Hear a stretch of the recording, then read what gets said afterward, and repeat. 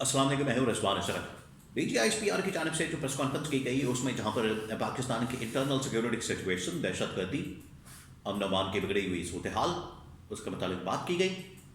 لیکن الگ بات ہے کہ اس میں اب PTI عمران خان کو قصوروار و ذمہ دار قرار دیا گیا۔ دوسری جانب ریجنل کانٹیکسٹ کے اندر جو اہم ترین باتیں کی اس کے اوپر میں آپ کے ساتھ انفارمیشن شیئر کروں گا کہ ریجنل کانٹیکسٹ میں اس پریس کانفرنس کی کتنی اہمیت ہے اور ریجنل کانٹیکسٹ کے اندر پاکستان کو کیا کرنا چاہیے، اور ابھی جو اقدامات اٹھائے گئے ہیں اس کا کیا فائدہ ہو سکتا ہے۔ دوسرا، افغانستان کے اندر رجیم چینج آپریشن کی بات کرنا، اس کو بالکل سکویز کرنا، وہاں پر انڈیا کا اثر و رسوخ، چائنا کے ساتھ اتحاد کرنا، ڈپلومیٹکلی پاکستان کو کیا کرنا چاہیے، یہ سب سے اہم ترین سوال ہے آج کے اس کرٹیکل سچویشن میں۔ تو اس کے بارے میں بڑی اہم ترین معلومات میرے پاس موجود ہے، وہ آپ کے ساتھ میں شیئر کرتا ہوں۔ دیکھیے، آپ کو بتائیں انٹرنیشنل سچویشن کیا بن چکی ہے۔ انٹرنیشنل سچویشن اس وقت بڑی ہی خراب ہے۔ ایک طرف وینزویلا کے اوپر حملہ، وینزویلا کے صدر کو اٹھا کر لے جانا، وینزویلا کے خلاف محاذ، ایران کے خلاف محاذ کھلا ہوا ہے، اسرائیل ایران ایک بار پھر آمنے سامنے آ سکتے ہیں۔ سعودی عرب UAE آمنے سامنے ہیں یمن کے اندر، یمن کے معاملے پر۔ روس اور یوکرین میں ایک بار پھر سے محاذ گرم ہے۔ ادھر پاکستان، افغانستان، انڈیا، پھر چین، تائیوان، یعنی دنیا کے اندر تقریباً 10-12 محاذ کھلے ہوئے۔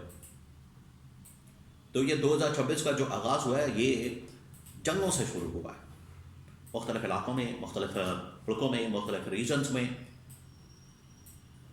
جنگی خطرات ہیں، بہت ہی خطرناک قسم کے، اور اس میں کہیں نہ کہیں آپ کو امریکہ اور جو انٹرنیشنل اسٹیبلشمنٹ ہے وہ نظر آتی ہے، بلکہ ہر جگہ پر انہوں نے ہر جگہ پر کوئی نہ کوئی انگل دی ہوئی ہے، جس کی وجہ سے مسئلہ خراب ہوتا ہے۔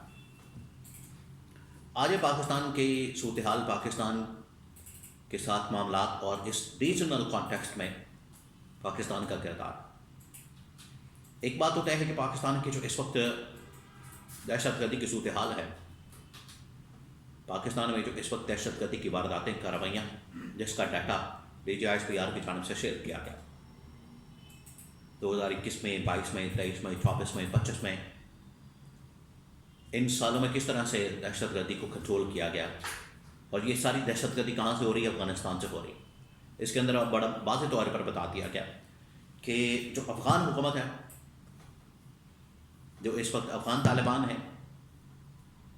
جو وہاں پر ایک افغانستان کے اندر رجیم ہے، وہ اس پورے کام کے اندر، واردات کے اندر ملوث ہے، اور افغان گورنمنٹ کو بار بار یہ کہا جا رہا ہے کہ آپ اپنی سرزمین کو استعمال ہونے سے روکیں، لیکن اس کا کوئی فائدہ نہیں ہو رہا، اور افغانستان کی سرزمین مسلسل پاکستان کے خلاف استعمال ہو رہی ہے۔ اب اس میں یہ کہا گیا کہ اگر پاکستان چائنا کے ساتھ مل جاتا ہے اور باقی ممالک کے ساتھ مل جاتا ہے تو افغانستان کو کم از کم سکویز کیا جا سکتا ہے، افغانستان کو کنٹرول کیا جا سکتا ہے، اور اس کو اپنی خاک میں رکھا جا سکتا ہے۔ اب DGISPR کی جو پریس کانفرنس، ان کے الفاظ، اور ابھی اسحاق ڈار کا چائنا کا کارڈ، پہلے تو انہوں نے بتایا، اب کیٹیگوریکلی ترجمان کی جانب سے، فوج کی جانب سے ڈائریکٹ جو اس کا سارا کا سارا ذمہ، قصور، ملبہ افغان حکومت کے اوپر ڈالا گیا کہ افغان حکومت اصل میں ذمہ دار ہے، اور افغان حکومت کیونکہ یہ پوری ایک وار اکانومی جس کی لت پڑی ہوئی افغانستان کو، افغان طالبان کو، تو وہ جب مختلف ملکوں کے اندر پنگا کرتے ہیں، ادھر سینٹرل ایشیا کے اندر، عرب ممالک کے اندر، چائنا کے ساتھ، ایران کے ساتھ، پاکستان کے ساتھ، تو جہاں جہاں جس ملک کے دشمن طاقتیں ہوتی ہیں، مخالفین ہوتے ہیں، وہاں سے افغان حکومت کو فنڈنگ ملنا شروع ہو جاتی ہے۔ فار ایگزامپل پاکستان کے کانٹیکسٹ میں اگر دیکھیں تو پاکستان کے خلاف یہ حملہ آور ہوتے ہیں تو پاکستان کا دشمن انڈیا جو ہے وہ پھر افغانستان کی حمایت کرتا ہے، فنڈنگ کرتا ہے, انہیں سپورٹ کرتا ہے. تو اس مقصد کے لیے جو پاکستان کے وزیر خارجہ اسحاق ڈار وہ پہنچے چائنا میں, چائنا کے ساتھ اتحاد کرنے کے لیے, کیونکہ چائنا بہت ساری اس وقت انویسٹمنٹ پروجیکٹس کر رہا ہے افغانستان کے اندر.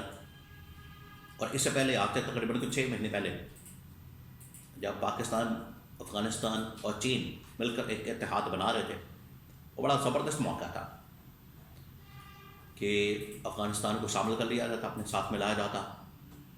لیکن انفارچونیٹلی اس میں جس طرح سے انڈیا نے پنگا کیا, انڈیا نے اس کو ڈی ریل کیا, سبٹاج کیا انہیں مذاکرات ڈائلاگ, اور اس نے اپنا انفلوئنس بڑھا لیا. اس کی وجہ سے آج افغانستان کے ذریعے سے مختلف جو گروپس ہیں جیسے TTP, داعش اور اس طرح کے, وہ پاکستان کے اوپر بھی حملہ آور ہیں اور ادھر چائنا کے اوپر بھی حملہ آور ہیں. یہ اب ہو رہا ہے. تو یہ بڑی خطرناک سچویشن. DGISPR نے واضح طور پر بتا دیا کس طرح سے TTP, کس طرح سے داعش اور باقی جو فیکشنز ہیں, گروپس ہیں, وہ آپریٹ کر رہے ہیں افغانستان سے, اور حملہ آور ہوتے ہیں پاکستان کے اوپر بھی اور چائنا کے اوپر بھی. تو اس سلسلے میں پاکستان اور چین کا اتحاد اب وقت کی ضرورت بن چکا ہے, ناگزیر ہو چکا ہے. اگر یہ اتحاد ہوتا ہے تو اس صورت میں ہوگا یہ کہ جو فنڈنگ, جو ان کو پیسہ, جو وہاں پر پروجیکٹس, جو باقی معاملات ہیں, اس کے ذریعے سے افغانستان کو کنٹرول کرنا آسان ہو جائے گا, افغانستان کو مینج کرنا آسان ہو جائے گا. یہ ایک راستہ ہے, یہ ایک وے فارورڈ ہے جس کے ذریعے سے جو افغانستان کی وارداتیں, افغانستان کی جانب سے مختلف علاقوں کے اندر حملہ کرنا, اس کو کنٹرول کیا جا سکتا ہے, اس کو کاؤنٹر کیا جا سکتا ہے. پاکستان تو مقابلہ کر رہا ہے. پاکستان نے پچھلے 3-4 سالوں میں, یہ خاص طور پر پچھلے سال, آج سے تقریباً 2 مہینے پہلے انڈیا کے ساتھ جنگ ہوئی, اس کے بعد آپ کو پتہ ہے افغانستان کے بارڈر کے اوپر بھی جنگ ہوئی. اس کے بعد سے پھر آج تک جو افغان بارڈر ہے وہ بالکل بند پڑا ہوا, وہ اسی وجہ سے کیا گیا. اور جیسے ہی افغان بارڈر کو بند کیا گیا تو وہاں سے دہشت گردوں کی انٹری بھی کافی حد تک کم ہوئی ہے. یہ وہ حصہ ہے. اور افغانستان کے اوپر بھی اب پریشر آ رہا ہے. انہیں اب سمجھ آ رہی ہے کہ ہم نے کتنی بڑی غلطی کی ہے, انہیں اب اندازہ ہو رہا ہے. تو یہ افغان طالبان جو 2020 میں 21 میں اقتدار میں آئے, پاور میں آئے, امریکہ کو نکالنے کے بعد, اس کے بعد یہ صورتحال اب سامنے آئی ہے.